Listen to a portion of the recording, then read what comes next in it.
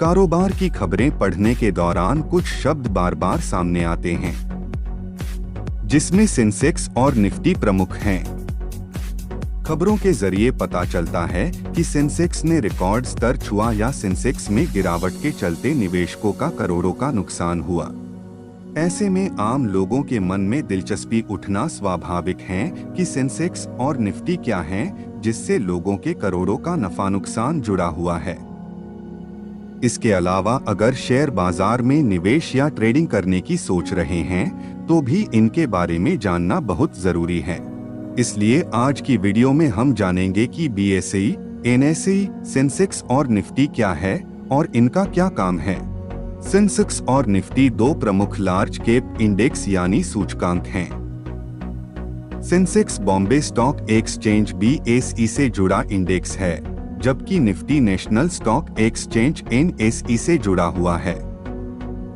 ये दोनों index stock market में अप एंड डाउन को मापने का काम करते हैं। सेंसेक्स क्या है? Sensex Bombay stock exchange BSE का बेंचमार्क इंडेक्स है, इसीलिए इसे BSE सेंसेक्स भी कहा जाता है। सेंसेक्स शब्द सेंसिटिव और इंडेक्स को मिलाकर बना है। हिंदी में कुछ लोग इसे संवेदी सूचकांक भी कहते हैं। इसे सबसे पहले 1986 में अपनाया गया था और यह 13 विभिन्न क्षेत्रों की 30 कंपनियों के शेयरों में होने वाले उतार चढ़ाव को दिखाता है। इन शेयरों में बदलाव से सेंसेक्स में उतार चढ़ाव आता है। सेंसेक्स का कैलकुलेशन फ्री फ्लोट मेथड से किया जाता है। कैसे होता है सेंसेक्स का कैलकुलेशन? सेंसेक्स में शामिल सभी 30 कंपनियों का मार्केट कैपिटलाइजेशन निकाला जाता है। इसके लिए कंपनी द्वारा जारी किए गए शेयरों की संख्या को शेयर के भाव से गुणा करते हैं।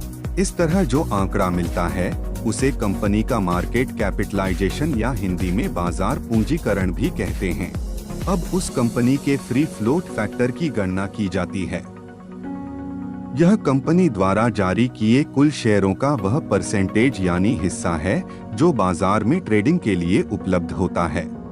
जैसे कि किसी कंपनी ABC के 100 शेयरों में 40 शेयर सरकार और प्रमोटर के पास हैं, तो बाकी 60% ही ट्रेडिंग के लिए उपलब्ध होंगे। यानी इस कंपनी का फ्री फ्लोट फैक्टर 60% हुआ। बारी बारी से सभी कंपनियों के फ्री फ्लोट फैक्टर को उस कंपनी के मार्केट कैपिटलाइजेशन से गुणा करके कंपनी के फ्री फ्लोट मार्केट कैपिटलाइजेशन की गणना की जाती है। सेंसेक्स में शामिल सभी 30 कंपनियों के फ्री फ्लोट मार्केट कैपिटलाइजेशन को जोड़कर उसे बेस वैल्यू से डिवाइड करते हैं और फिर इसे बेस इंडेक्स वैल्यू से गुणा करते हैं। सेंसेक्स के लिए बेस वैल्यू 2501.24 करोड़ रुपए तय किया गया है।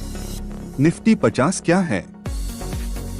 नेशनल स्टॉक एक्सचेंज का निफ्टी 50 भी एक प्रमुख मार्केट इंडिकेटर है। निफ्टी शब्द नेशनल और 50 को मिलाने से बना है। नाम के अनुरूप इस इंडेक्स में 14 सेक्टर्स की 50 भारतीय कंपनियां शामिल हैं। इस प्रकार यह BSE की तुलना में अधिक डाइवर्सिफाइड है। BSE की तरह ही यह लार्ज कैप कंपनियों के मार्केट परफॉर्मेंस को ट्रैक करता है।